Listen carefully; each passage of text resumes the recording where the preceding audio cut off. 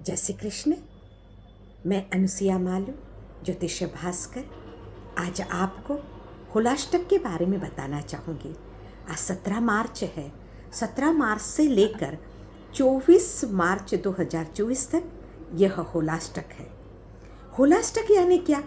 ये होली के पहले के 8 दिन होते, अष्टमी से पूर्णिमा तक, होलिका के दहन तक हमें इन्हें होलाष्टक माना जाता है।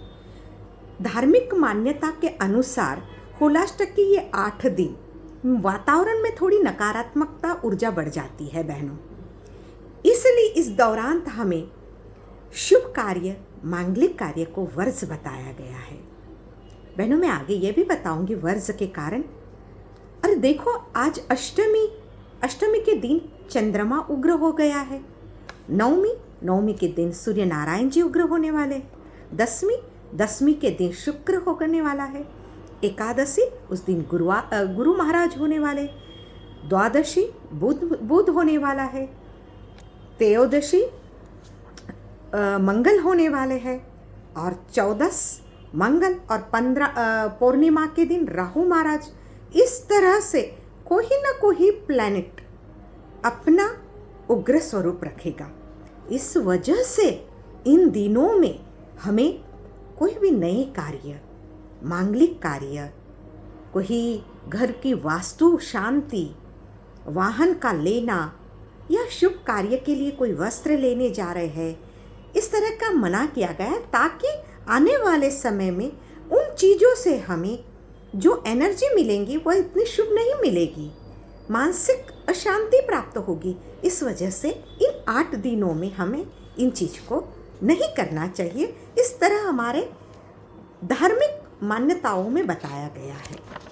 उसी तरह इस होलाष्टक को आपने पौराणिक कथाओं में भी सुना होगा। आपको पता है, हिरण्यकश्यप ने प्रहलाद जी को बहुत इन दिनों में यातनाएं दी थी, और इन यातना के बाद में होलिका ने पूर्णिमा के दिन अग्नि में प्रवेश किया था प्रहलाद जी को लेके। इस तरह के ये दिन है, इसलिए हमें ऐसे कार्य उग्र स्वरूप के नहीं होना, हमारे जीवन में शांति बनी रहे। हमारा इन दिनों में देखो, 14 मार्च को सूर्य नारायण जी मीन राशि में प्रवेश किया है। और हमने देखा कि धनु बैक साइड में भी गए तो धनु राशि में जब सूर्य नारायण जी आए थे गुरु के राशि में, तब भी हमने मल मास बोलकर, उस धनु मास बोलकर हमने भगवान की सिर्फ भक्ति ही की थी, कोई नए कार्य नहीं किए थे।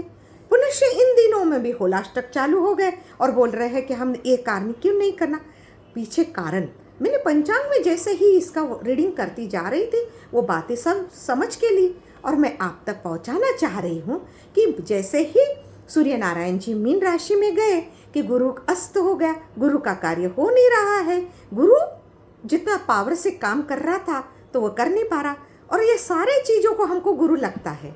जब गुरु ही कार्यरत नहीं हो रहा है तो हम अपने ये जो मांगलिक कार्य है नहीं कर पा रहे।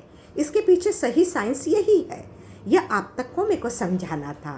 तो इन दिनों में हमें क्या करना चाहिए? भक्ति भाव से भगवान कृष्ण जी का स्मरण करना चाहिए। भक्ति भाव से सूर्य नारायण जी की उपासना करना चाहिए। जल्दी उठकर सूर्य नारायण जी के जो हम जल चढ़ाते हैं, सूर्य नारायण जी को अर्घ्य देते हैं, वह करना चाहिए। अपने आलस जाए बोलकर व्यायाम, जो एक्सरसाइज योगा करते वह करनी चाहिए। कुछ दाना कर देना चाहिए। इस तरह के सूर्य नारायण जी का करना चाहिए। उसी तरह कृष्ण भगवान जी के भी मंत्रास का उच्चारण करना चाहिए। कुछ भगवान जी को, लाला को अनेक प्रकार से होली का उत्सव मनाते हैं। कभी हम फूलों से होली, कभी केसर के रंगों से, छींटे से, कभी गुलाल उड़ाकर, कभी विविध प्रकार के नैवेद्य भोग धर कर भी हम होली का एक उत्सव मना सकते हैं। भगवान जी के मंत्र का उच्चारण, रीम नमो नारायणा, रीम कृष्णाय नमः, श्री कृष्णाय नमः, अच्युता आनंद गोविंद। उसी तरह कृष्णाय वासुदेवाय नमः।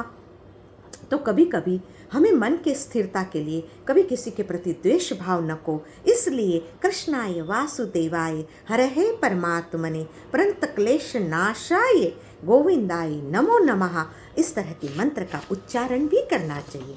उसी के साथ हमें शिव बाबा की भी उपासना करनी चाहिए। इन्हीं दिनों में शिव बाबा की जब समाधि लग गई थी, ध्यान अवस्था में थे और कामदेव ने उन पर जो कामदेव ने अस्त्र चलाए थे उनकी समाधि को, उनको तोड़वाया था, तो भगवान की नेत्र जो तीसरा नेत्र खुला था और अग्नि से कामदेव भस्म हुए थे। यही दिन थे, इसलिए हमें शिव बाबा की उपासना भी करनी चाहिए। शिव बाबा का नाम स्मरण, उनको जल अभिषेक, चावल तिल आदि चढ़ाकर भगवान के आराध्य को हम अपनी आराधना करनी चाहिए।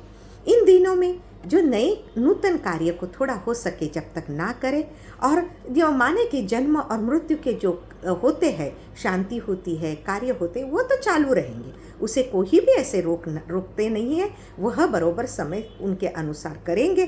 पर इन कार्यों को नहीं करते हुए, मंगलिक कार्य को नहीं करते हुए, नाम स्मरण को बढ़ाते हुए, होलाष्टक का जो बताया गया है उस विधि को, उसमें उपली से, उपली बोलते हैं ना, गाय के जो गोबर होते हैं, उसके इन दिनों में ही अच्छे से सूर्य नारायण जी, चंद्रमा, तारे, विविध विविध प्रकार के बनाकर सुखाइए और होली के दिन वह होली के दहन के समय भेजिए। कुछ अपने घर में भी उसी माला बनाकर लगाइए। अपने बच्चे घर में होते, छोटे छोटे नन्हे बच्चे होते, यह ऊर्जा सहन नहीं करते, इसलिए इस तरह का हमें करना चाहिए।